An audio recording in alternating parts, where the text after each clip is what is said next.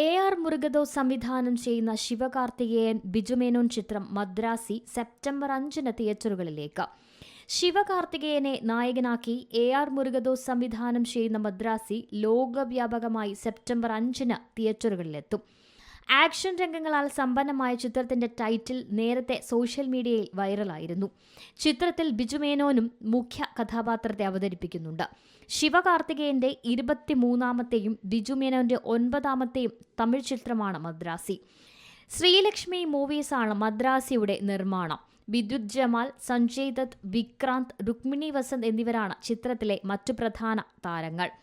അമരന്റെ block buster വിജയത്തിന് ശേഷം ഒരുങ്ങുന്ന ശിവകാർത്തികേയൻ ചിത്രം മദ്രാസിയുടെ സംഗീത സംവിധാനം നിർവഹിക്കുന്നത് അനിരുദ്ധ് രവിചന്ദ്രനാണ്.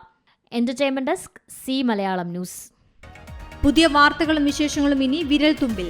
എല്ലാ ഡിജിറ്റൽ പ്ലാറ്റ്ഫോമുകളിലും ഇപ്പോൾ സി മലയാളം ന്യൂസ് ലഭ്യം.